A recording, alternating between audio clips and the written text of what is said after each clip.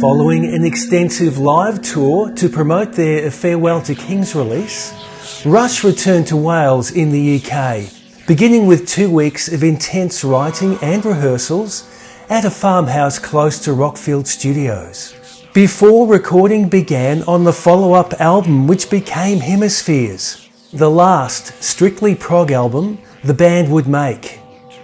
The album begins with Cygnus X1 Book 2 Hemispheres, an 18-minute sequel to Cygnus X1 Book 1, The Voyage, which described the journey of a daredevil space captain who deliberately steered his spacecraft into a black hole in the constellation of Cygnus, with the intention of being drawn into the evil swirling mass of infinite gravity to satisfy a burning curiosity to see what lay on the other side.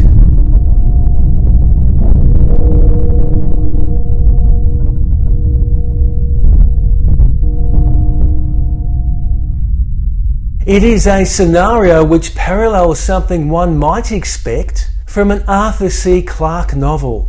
And you may remember the Stargate sequence from 2001: A Space Odyssey, which depicts the astronaut's journey through a cosmic portal to a higher dimension.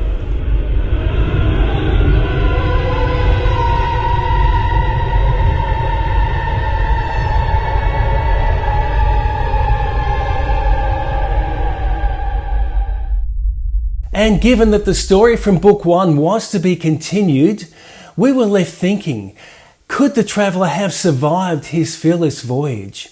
Well, surely not, but still we couldn't help wonder about his fate. The opening song, Hemispheres, is an ambitious and inspiring 6-part suite. From the very beginning we sense the enthusiasm, inventive creativity, contrasting emotions, and sheer physical energy which merge to create a truly thrilling piece of progressive rock. There are 6 sections in this song, and I'm going to spend some time now speaking briefly about each. Part 1, Prelude. The opener begins with a backward cymbal sweep and with Lifeson playing a prominent, bright and memorable F-sharp 7 add 11 chord, a jazz-influenced voicing dubbed by some as the Alex Lifeson chord. This chord sounds rich with a distinct colour from wide voicings embellished with a chorus sound which at the time represented a new and exhilarating sound which was a trademark of Lifeson's for the next few years and can be heard on Rush's Signals album from 1982, for example.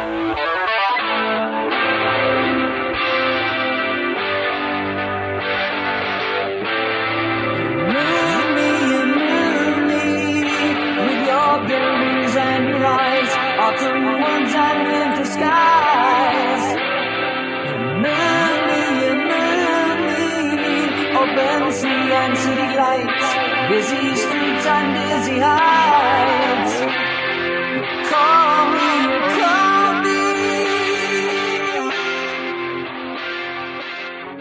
In one interview, Lifeson said he was addicted to the beautiful shifting stereo chorus sound, which he described as mind-blowing.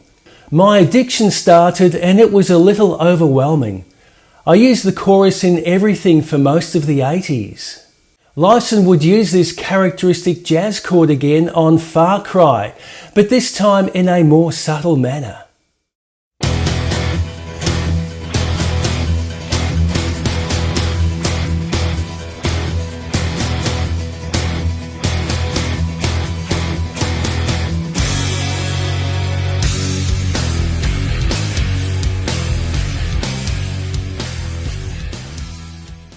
The setting for part 1 is a mythological one in ancient Greece, where the gods Apollo and Dionysus, who with widely differing philosophies, seek to rule the fate of man under their individual ideologies. The gods are brothers and children of Zeus. Apollo here represents harmony, reason, clarity, calm, order and moderation, while Dionysus on the other hand radiates ecstasy, disorder, rebellion, life without limits, chaos and the irrational. The two gods had battled through the ages to rule the masses. Neither god would yield in their ambitions, and the inhabitants were divided in which god to follow, such that every soul was a battlefield or a site of internal conflict between the rival principles which had been bestowed upon them. This setting of conflict and opposing philosophies is where the story begins. I could only find live footage for part 1 of this suite, during which we see some of Alex and Geddy's amps being removed to represent a whimsical deconstruction of the band's equipment as the song set played travelled back to the origins of the band. The onstage amps here were actually props, and Alex and Geddy's real guitar and bass sounds were coming from some amps backstage with the main sound running through the PA.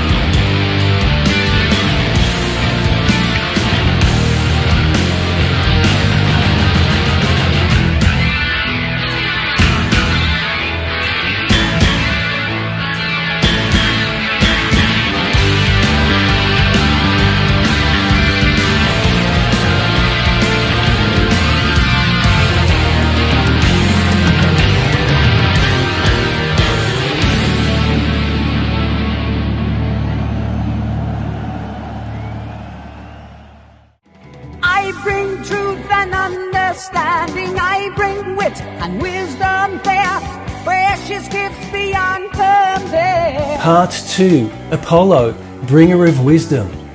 After a short musical break, the next section begins when we hear from Apollo, who describes how he can provide, amongst other things, food, shelter and warmth through the endless winter storm. This part concludes with, one day the streets fell silent and the bridge of death was crossed, as the people turned to Dionysus to find out what they had lost. So what happened? Well, the people were able to build beautiful cities, but they got bored as they didn't have an emotional attachment to what they had created and sought to explore other options. We also hear a brief, wonderful guitar solo from Lifeson near the end of this section. The people were delighted, coming forth to claim their prize. They ran to fill their cities and converse among the wise. Not one day the streets fell silent, yet they knew not what was wrong. The urge to build these fine things seemed not to be so strong. The wise men were consulted and the bridge of death was brought. In quest of Dionysus to find out what they had lost.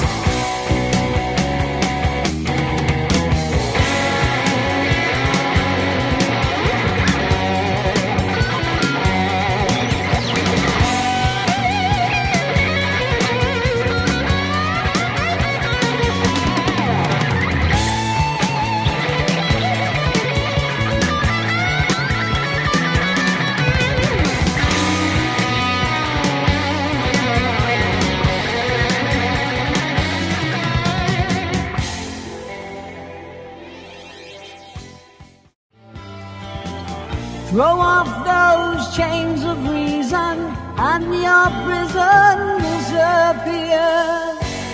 Part 3. Dionysus, bringer of love. Part 3 begins with the previously heard melody, and Lee returns to the chorus section describing how the cities were abandoned when the inhabitants went to live in the forest under the teachings of Dionysus. They enjoyed dancing, experienced food, wine, love. They slept beneath the stars and led carefree lives. But the followers were blindsided as they did not store food for the winter. The people were then left hungry and cold as winter set in. I bring laughter, I bring music, I bring joy and I bring tears. I will soothe your crime of fear.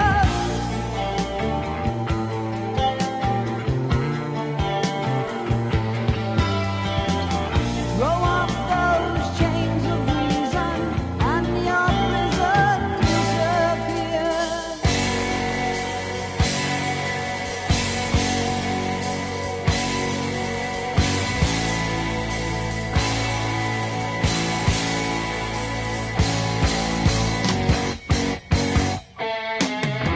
The cities were abandoned and the forests echoed song.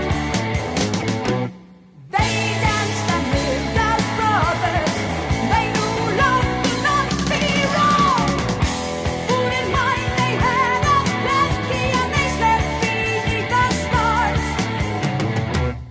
The people were contented and the gods watched from afar. But the winter fell upon them and it caught them unprepared. Raining wolves and cold starvation and the hearts of men despair.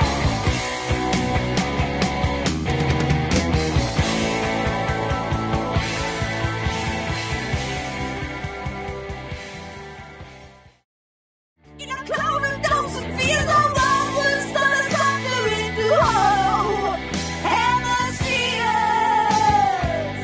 Part 4. Armageddon, the battle of heart and mind. The reference here to Armageddon suggests a catastrophic conflict of biblical proportions as the battle between the two gods erupts. This section is the real focus of the song. Here Lee's vocals are a little more aggressive and are slightly coloured by a vocal delay effect. We hear the lyrics, "The universe divided, as the heart and mind collided, with the people left unguided for so many troubled years," which surely describes a society in turmoil. We also hear of the Rocinante sailing by on her final flight in what appears to be the space traveller recounting his journey before arriving at this immortal place. Some follow themselves, some follow each other. Most just followed one another. Lost in aimless like their brothers. For their hearts were so unclear. And the truth could not appear. Their spirits were divided into blinded hemispheres.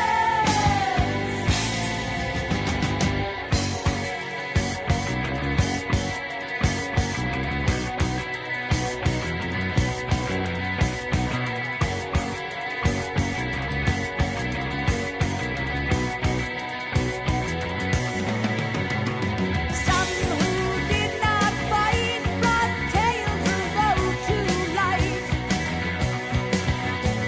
My Rocinante sailed by night on her final flight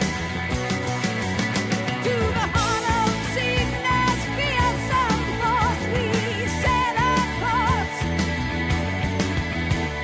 spiral through the timeless space to this immortal place.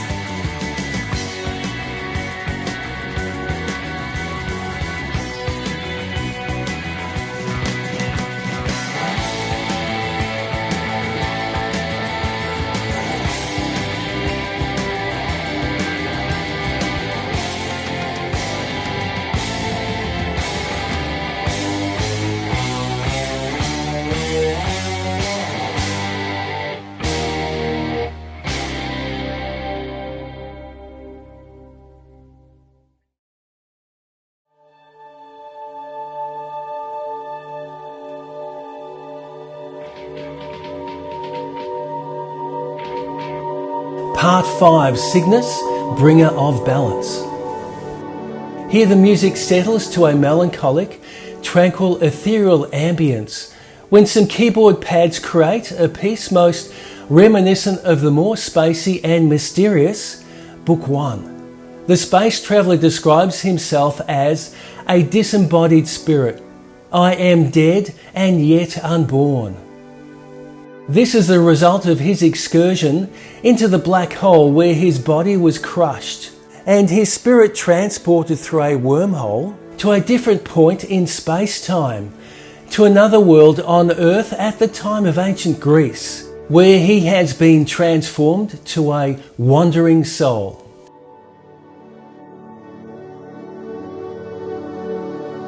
We hear the line, "I have passed into Olympus, to the city of immortals." This is a reference to Greek mythology in which Mount Olympus was portrayed as a sacred space and as the majestic home of the 12 Olympian gods, including Zeus, Hera, Poseidon, Apollo and Dionysus. It is an ancient world in which the two gods are at war. They rage on high as they deliver thunderbolts across the sky.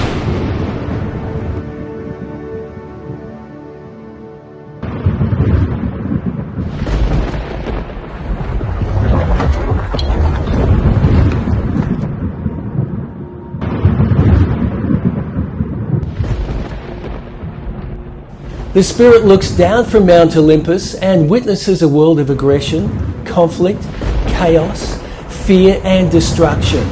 He responds in horror with a silent scream inside, which is a plea for both gods to stop the fighting and a call for them to reset the strength of their ideologies.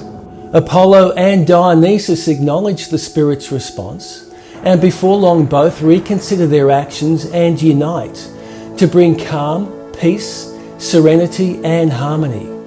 The rhythm section then returns and Lee's voice leaps in pitch and becomes much more forceful on, then all at once the chaos ceased. A stillness fell, a sudden peace. Then after some deliberation, Apollo and Dionysus turned to the newly arrived spirit, who was then decreed as Cygnus, with that name relating to his apparent place of origin in space. And he is bestowed with the title of the God of Balance. We then hear an uplifting and triumphant instrumental section to close out this part. The warriors felt my silent cry and stayed their struggle mystified.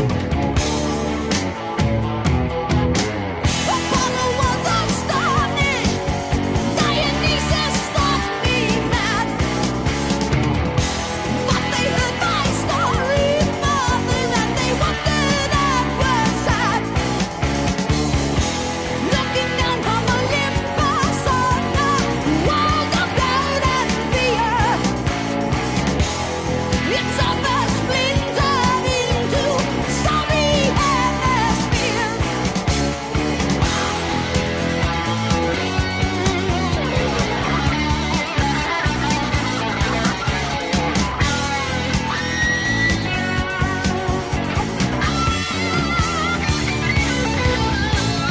They sat a while in silence, then they turned at last to me. We will call you Cygnus, the God of balance you shall be.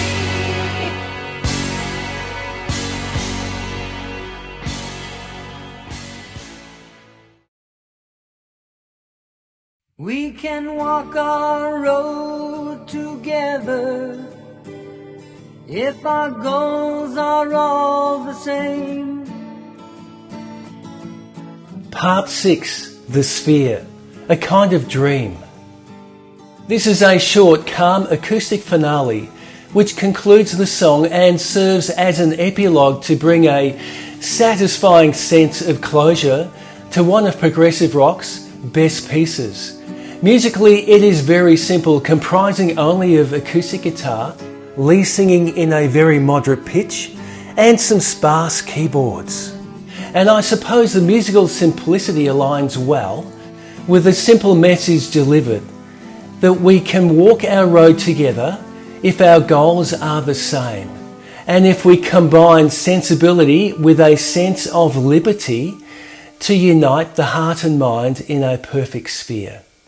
The perfect sphere can be thought of as a rough approximation to one of these, which contains two sides or hemispheres of the brain, being the left side of logic and the right side of emotion. And on the other level, the perfect sphere can also refer to the world as a whole. The message being, of course, is that competing traits or philosophies need to be properly balanced to lead normal, balanced and sustainable lives. We can walk our road together if our goals are all the same. We can run alone and free if we pursue a different aim. Let the truth of love be lighted. Let the love of truth shine clear. Sensibility, armed with sense and liberty, with the heart and mind united in a single perfect sphere.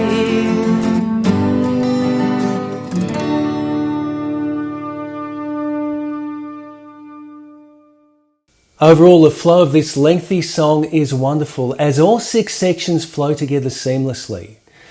And I also really love the sudden stops which punctuate sections of the piece.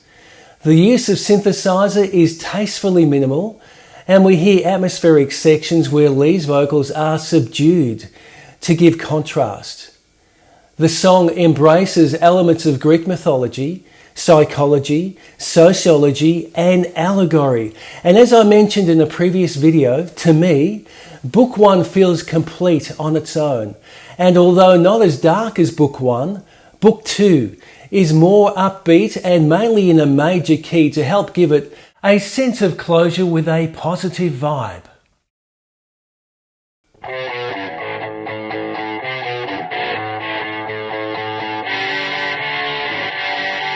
Circumstances. This is the most conventional song on the album and was deliberately written in a shorter format to break away from the prog formula Rush had used on the previous few albums. It also marked a change that would steer the band into new directions on later albums and can be considered as a prototype for songs such as Free Will and Limelight. It was the last track to be written in Peart's hotel room, in fact, while the band were mixing and recording the vocals, which I'll get to a little later, as the band needed one more song for the album. Lyrically, the song was inspired by Peart's experiences as a 20-year-old in London in 1971 and 72, before he joined Rush, as he tried to find success overseas. Peart played in several bands, picked up occasional session work, but ended up supporting himself, selling souvenirs in a London tourist shop. The whole experience left him feeling disillusioned and isolated. So he returned home and put his aspirations aside to resume working at his parents' store, selling farm equipment parts. The song features an energetic driving riff and a memorable chorus. Circumstances is noteworthy as just one of a few Rush songs which incorporates French lyrics. The chorus states the line, Plus ça change, plus c'est la même chose, more nothing changed, no more they stay the same. which is a phrase that Peart liked from a book by the famous French author Alphonse Karr. So the lyrics are a retrospective look at Peart's early career as a drummer in London. Success eluded him as the conditions or circumstances at that time were unfavourable.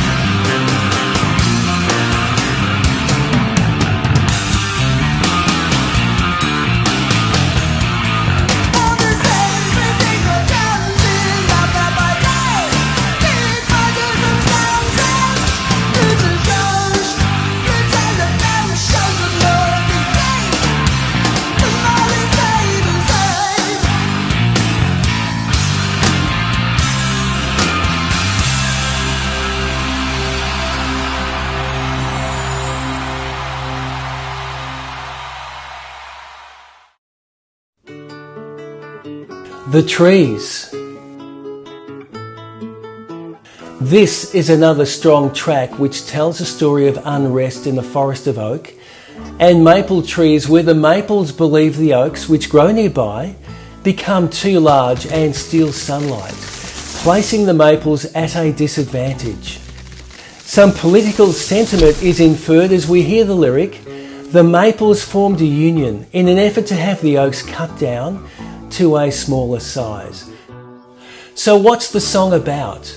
A struggle for equality in society, the potential pitfalls of revolution, a conflict between Canada and the US.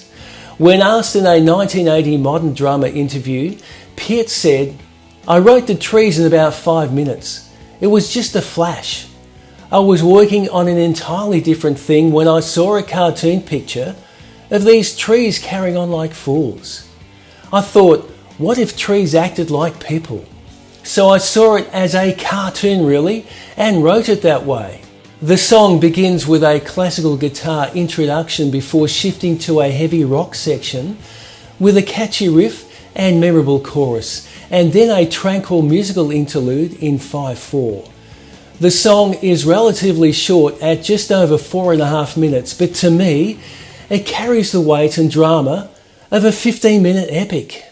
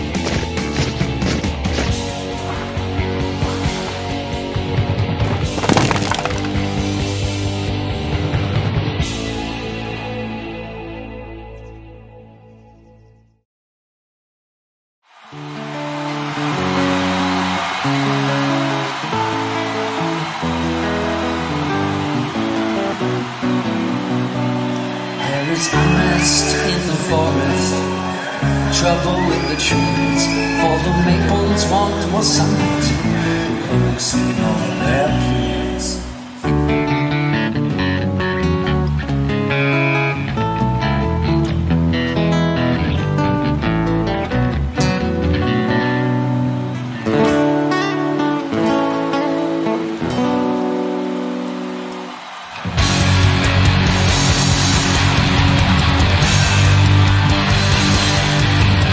Together with the maples, and they break the dreams they write.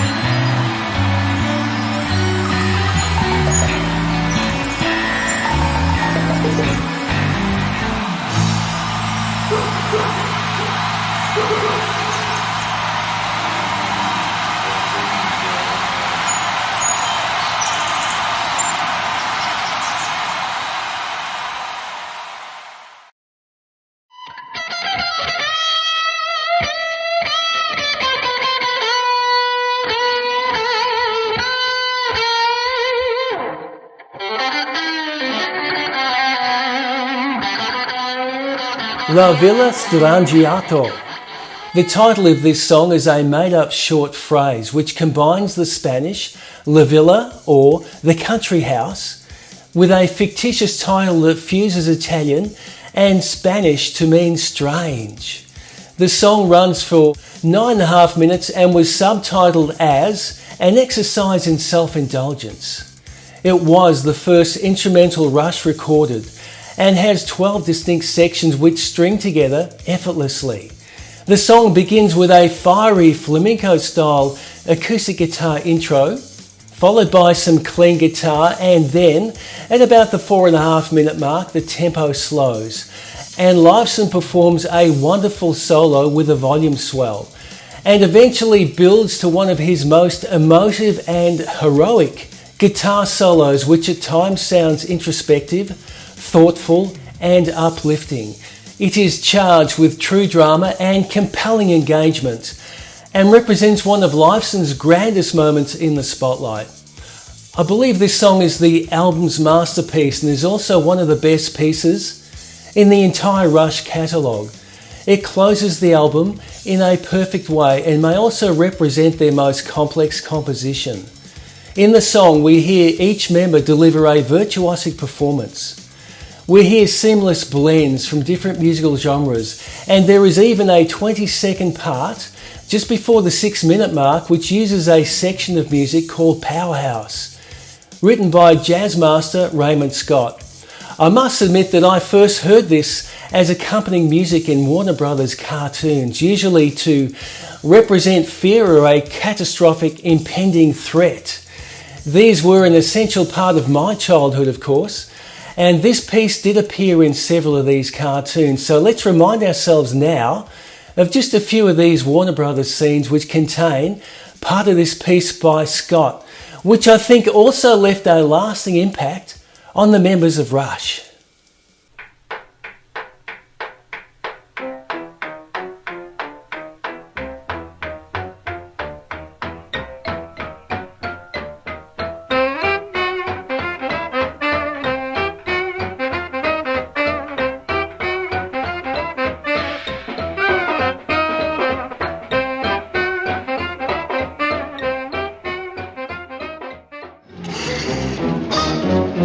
Look out! Oh, look out!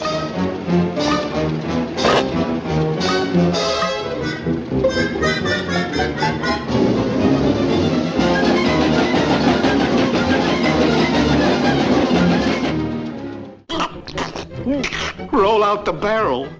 Oh no. Not that. No, not roll out the barrel, please.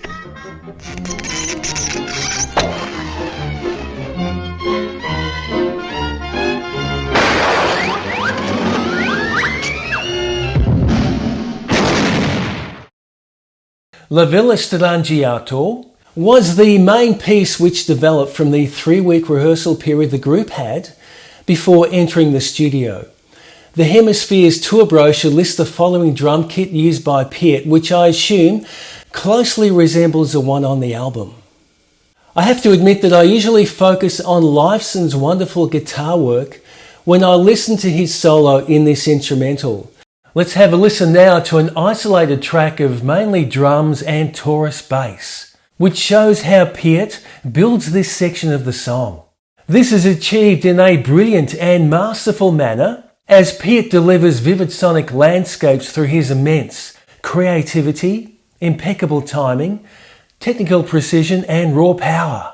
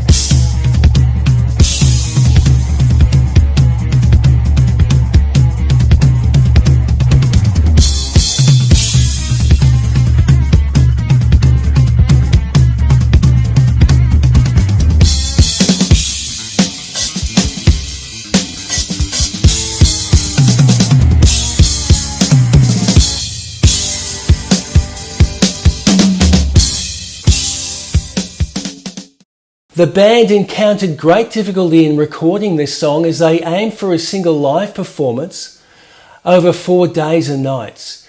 Peart said, "We were determined to get the whole thing perfect, but in the end I just couldn't do it, and we ended up putting it together from a few different takes."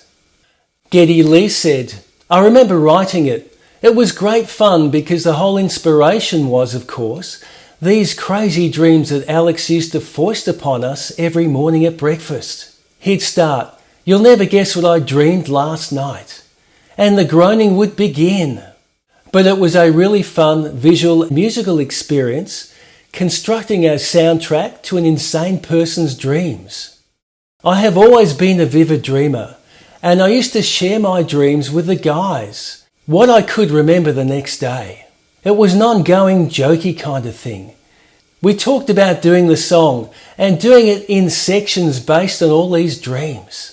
I think it was Neil who suggested that we break them up and title them after these dreams."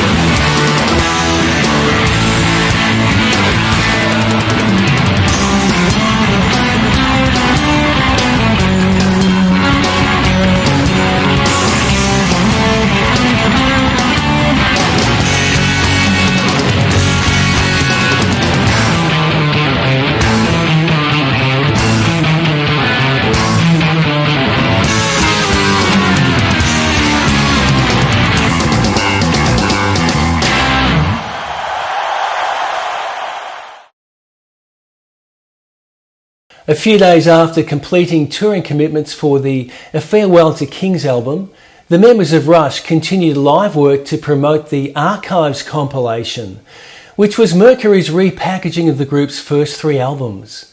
The tour ended on May 28, and a few days later, the band returned to Wales. The original plan was to head directly to Rockfield Studios, where the previous release was also recorded, to begin recording the new album. But as it turned out, incredibly, Rush this time didn't have any material written. Geddy Lee said, "We expected to have material written when we got there, but in the end we didn't have anything. It was the most unprepared we've ever been for an album. And the title track was a very complex concept, so it was such a difficult record to make." Most of the material on A Farewell to Kings was written before the recording, and as I mentioned previously, even the epic song Xanadu was played live for 2 months before recording began. This was not the case, however, with the material on Hemispheres. Alex Lifeson said, "We started working on the songs in Toronto at a rehearsal space, and then we continued at a farmhouse just down the road from Rockfield. The place had a large living room, and we set up in there. The idea was that we would continue writing and we'd tighten up all the arrangements. We wrote everything at the farmhouse and went straight to Rockfield to start recording it. So we never got a chance to play it out and rehearse it, and for me to see where the range was. It's one thing to sit down with a guitar thinking, okay, that's going to work like that. But once you finish it and sing it out, you go, this is high. The whole record really pushed me into the upper register. There were a lot of songs that were a lot more difficult to sing than I imagined. I couldn't hit a lot of the notes. So what went wrong? Well, the material for A Farewell to Kings was written while the band was supporting other acts, such as Kiss, and Rush would leave the venue with enough time to return to their hotel rooms in the evening with the opportunity to write new material. In the concerts leading up to the recording of Hemispheres, however, the band were now headlining. They had a bigger show, more responsibility, and less time for songwriting. Lifeson said, "We ended up spending a lot longer recording it than we'd planned. That's what made it so hard. In the end, we went to another studio in London, Advision. That's where we'd mixed A Farewell to Kings. And we'd been very happy with how that came out. Hemispheres was very, very difficult to make. Geddy was in a higher range. It was a full tone up from his comfort range. Vocals had to be redone, so every day at Advision Studios, I would go into a little vocal room and sing. Some days it would be okay. Other days my voice would be shot, and I'd just have to push through it. It was very frustrating. So we never really checked the keys that the songs are written in. That's why I'm singing so high." The process was very frustrating for Lee, who had several blowouts during vocal takes and had to go for walks outside to calm down. We actually went back home for a week and then came back to London to mix the album at Trident Studios in Soho. By that point, finally, we were a lot more settled about where we were going with the record. We spent a lot of time deep in that Hemispheres record. It was very ambitious, hard to record, hard for me to sing. It was even hard to mix. It really took a chunk out of us. The cover was designed by a long-time Rush collaborator, graphic artist Hugh Syme. The front depicts a figure that was inspired by the painting The Son of Man by surreal artist René Magritte, which shows an apple concealing the man's face. On the Hemispheres album cover, we see the businessman standing on the left side of a human brain. He is looking in the direction of a nude man in a ballet pose, who is standing on the right side. The overall image captures the concept in Cygnus X1 Book 2 Hemispheres, as we see the businessman who stands on one hemisphere of the brain, while the naked man who represents emotion stands on the other. The brain was actually loaned to Syme from the Department of Anatomy at the University of Toronto Facility of Medicine for him to photograph. In closing, in October 1978, Rush carved out their most complex album yet, reaching what I feel represents their hard-edged progressive apex. The album sounds like a natural progressor to A Farewell to Kings, and I believe also represents the most ambitious, complex and strongest writing effort from the trio, with just 4 songs that featured a continuation of the band's previous closing song, Cygnus X1, and 3 very solid tracks on the flip side. It also represents one of the best progressive albums of 1978, a time when the genre was in decline. To me, it is an album which never fails to deliver. The title track would be the band's final attempt at a sidelong piece and is also their most sophisticated track. Keyboards were still being used effectively and still in a controlled manner, while the core guitar, bass and drums remained the driving force. Alex Lifeson said, "There were some great songs on Hemispheres. I still think that La Villa Strangiato is one of the best things we've ever done. But we came out of that record feeling that we were becoming a bit formulaic." The title track was another sidelong piece. In a sense, it was a different version of the song, 2112.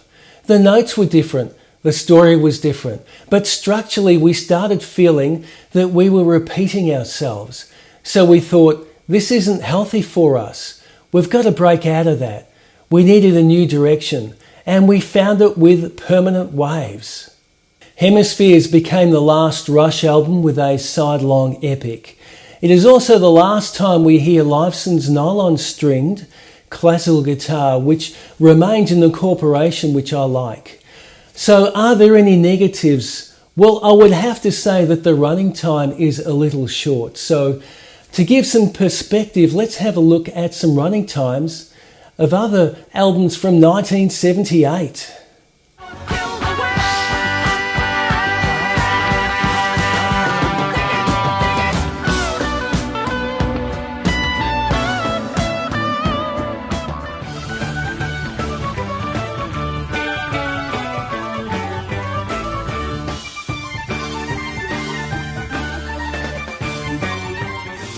On the idea when the rooftop weather comes, one-legged man.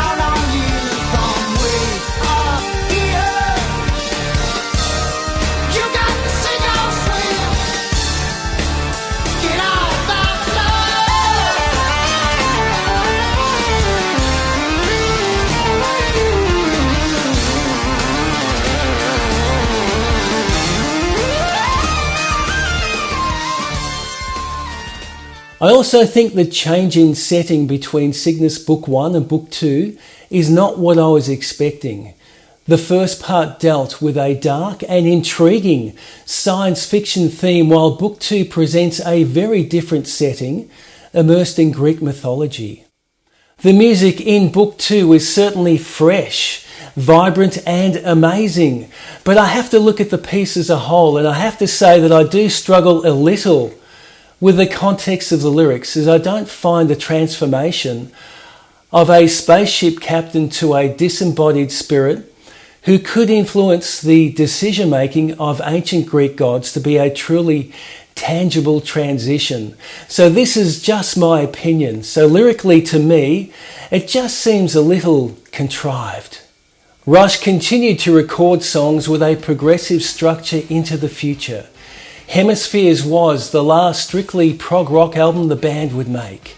Its complex and intricate nature drove the band to take a more commercial direction. From this point forward, the band favoured shorter songs without epics. This approach would eventually provide more mainstream success with a modern, new wave sound with their next release, Permanent Waves. The band members also felt that the stress of recording Hemispheres was a major factor in their decision to move away from extended musical suites. The next two albums, Permanent Waves and Moving Pictures, would show the trio getting less and less progressive. I think the album Hemispheres represents a truly remarkable achievement, especially given that Rush were able to construct such an intricate and inspiring masterpiece with very little preparation, which is a testament to their creativity under pressure. The classic track, La Villa Strangiato, was the band's first instrumental, and it set the scene for later instrumental classics such as YYZ from Moving Pictures.